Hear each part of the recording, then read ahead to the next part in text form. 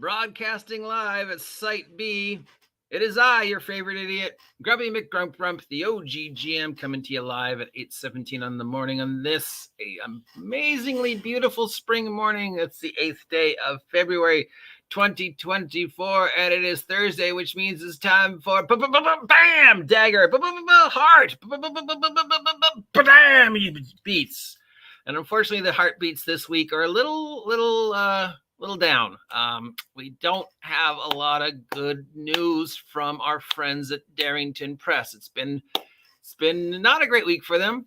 They did have a pretty good announcement about coming out at being at cons this year, and hopefully maybe we'll get some more news from them regarding the fate of Illuminated Worlds, Candle Obscura, and Dagger Hearts. But yeah, it seems to be the general consensus, including, though it has not been 100% confirmed yet by Mercer, but it seems to be that any plans for Daggerheart being released before or during 2024 D&D have been delayed to 2025, which makes sense.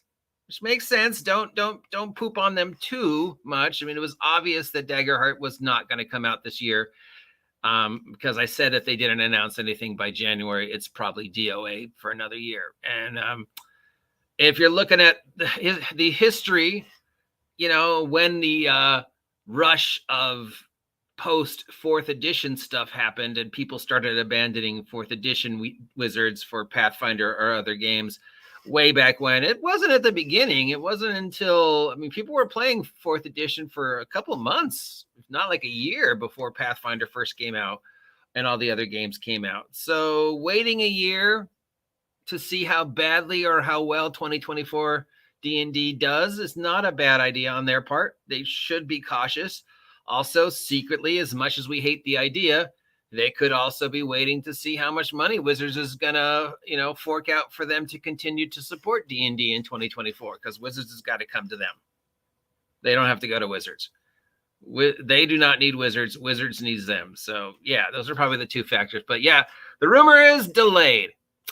But before we move on to the stories that are, ranging from ridiculous to kind of sad, let's look at the numbers. All right, this week on Twitch, Critical Role did Critical Role Campaign 3, Episode 83. They're finally on the moon, if you've been following the stories, and it looks like the big bad might not be an NPC. It looks like the big bad might be a player, that one of the two characters that have been majorly involved in the storyline might be turning bad, or maybe even bad all along. Imogen and Marisha's characters are both being hinted at that they might end up being the campaign big bad. And as we have seen throughout Campaign 3, Mercer has no problem taking previously established players and NPCs and turning them evil.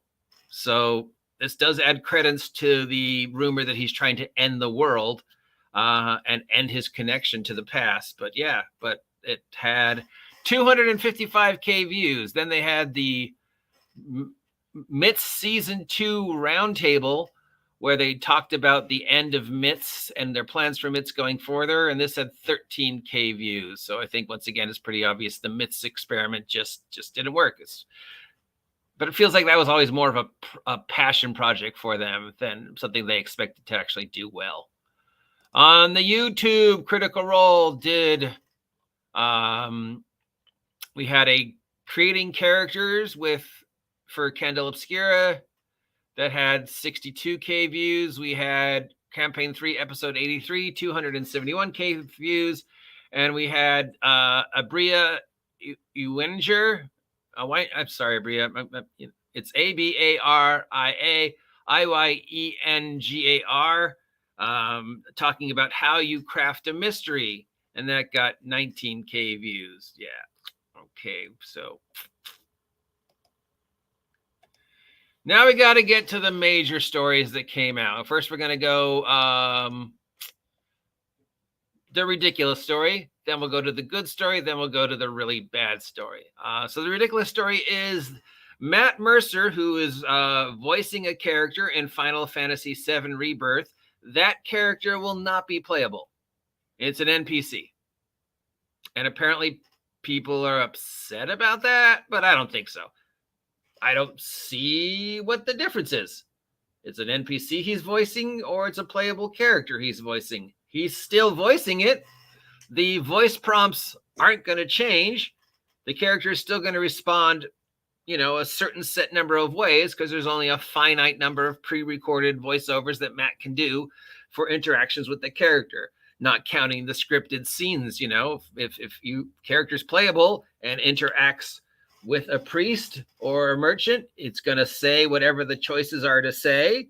And if it's an NPC and you interact with it, or the NPC interacts with individual, it's only going to have pre-programmed responses. So either way, there's only a small selection of things that character's going to say in Matt Mercer's voice. So why be upset? It's not like player or NPC should be different. Now, if you're just upset that you couldn't play that character because you really wanted to play that character through all this, they have, Final Fantasy people have said they're holding back on those characters because they want to use them later on. So even though you can't play the character in question now, doesn't mean you can't play him in Final Fantasy VIII Rebirth or whatever the next one is. All right, now we go to the, kind of good news, I guess, sort of, if you're a Critical Role fan. They're going to start going to conventions, starting with, looks like some Emerald Con, which I think is up north. They've announced their convention schedule for this year, starting here in, California, and then going around the country, and then of course going overseas. And yeah, so if you're interested in running into some Critical Role people, go to the Critical Role website and you can get the calendar of events that they will be attending in 2024. And finally, this thing. And while this doesn't come as a surprise to me, because we know what I think about Critical Role fans, Laura Bailey came out and talked about the terrifying toxic responses she got in a documentary recently. Mostly she's addressing the responses she got for playing the character in The Last of Us Part 2, and the fact that how that, spoilers, if you haven't played Last of Us Part 2 yet.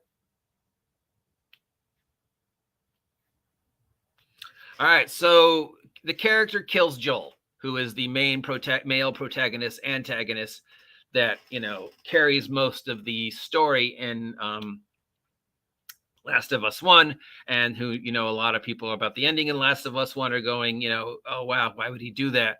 Spoilers, but whatever. So she did the voice for the female character in The Last of Us 2.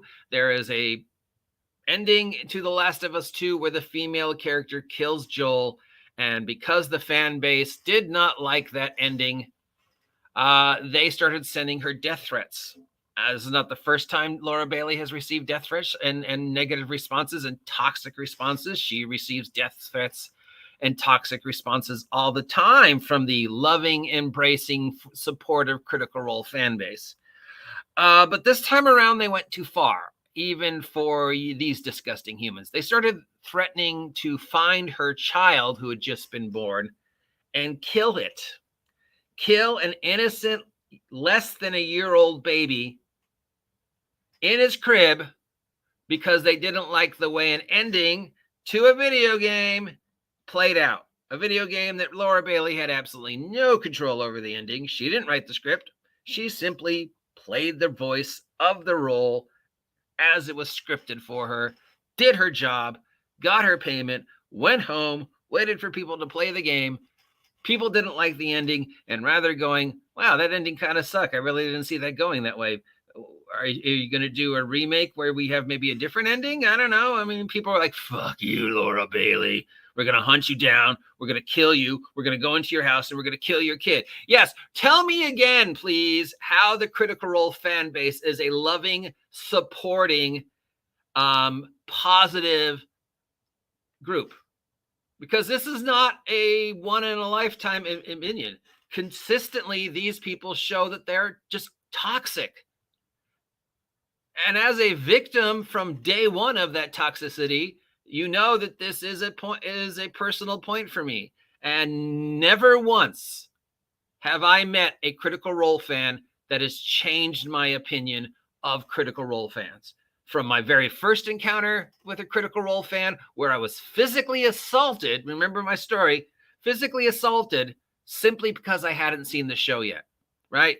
My very first encounter with a Critical Role fan. You've heard the story before, but it just shows how fucked up these people are. And it's not just Critical Role fans. I mean, this happens to comic book fans. Remember the guy who killed Spider-Man got death threats and his family got death threats. And the guy who played, John, the bad Captain America U.S. agent in Falcon and the Winter Soldier, he received death threats. But death threats to a baby? Telling Laura Bailey you're going to find her baby and kill it simply because you didn't like the ending to a video game? That's just too much even for you guys. That's just a line that's just beyond, But it doesn't surprise me because Critical Role fans are fucked up. And as my very first encounter, this guy comes up to me while I'm at Seth's and he goes, what did I think of Critical Role? Because I guess it just started becoming a thing. And I was like, I'd heard of it, but I haven't had a chance to see it yet. This is my very first encounter with a Critical Role fan. Rather than trying to tell me how of a good show it was or telling me just to watch it, the guy assaulted me, grabbed me by my shirt, pushed me against the bookshelf and started bad-mouthing me, telling me, how the fucking dare I, simply because I hadn't seen the show yet. That was my first encounter. My second encounter with a Critical Role fan was a guy physically beating up another guy simply because that other guy didn't think Critical Role was good. My third interaction with a Critical Role fan was one kid trying to kill another kid. And every interaction that I have had with Critical Role fans, both in real life and online, has been negative. So the fact that Laura Bailey has received toxic fan responses to her voicing this character and a result of the video game that she had nothing to do with is disgusting, but it doesn't surprise me. And it's not an isolated innocent because she's gotten death threats from you guys before, but to threaten her kid, to threaten your kid, yeah, please tell me how you guys, the Critical Role fan base, is a positive group. Now, if Critical Role does something positive for you and made your life better and helped you through bad times, more power to you. If that's the, the panacea you needed to make your life better at a dark time, I embrace that, because there's definitely TV shows that have made me feel better during a dark time. But I cannot comprehend, I cannot understand, and I certainly do not condone people threatening to kill a baby simply because you didn't like the ending of a video game. And I certainly will never understand why people beat each other up, physically assaulted me, physically assaulted other people, simply because, in my case, I hadn't seen it yet. It's not like I said, oh, I fucking hate this show. It's like, you know what? I haven't seen it yet. I haven't gotten around to it yet. I'll watch it. And I got assaulted. Yes, the guy went to jail. It's just dumb, and it's just sad, and it just reinforces what I've said about Critical Role fans. And you don't have to agree with me. You can tell me I'm dumb. You can tell me I'm stupid. You can tell me how great Critical Role is and the Critical Role fan base. And I admit we just got way off topic. So the topic, I guess, was what's going on with Dagger Heart. So we will close as we opened. The rumor is not till 2025, if at all. Makes total sense. Wait to see how well or how badly 2024 D&D does before you release your game.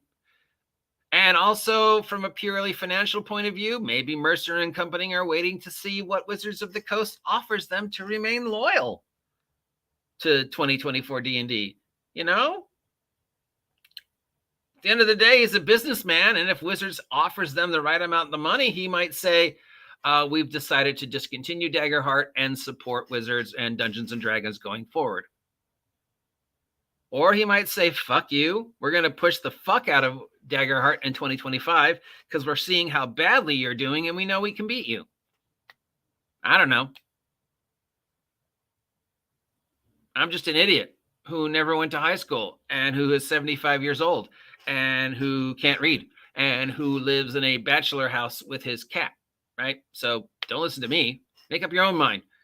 What do you think the fate of Daggerheart is? Do you want me to keep doing this every week, or should I just be done?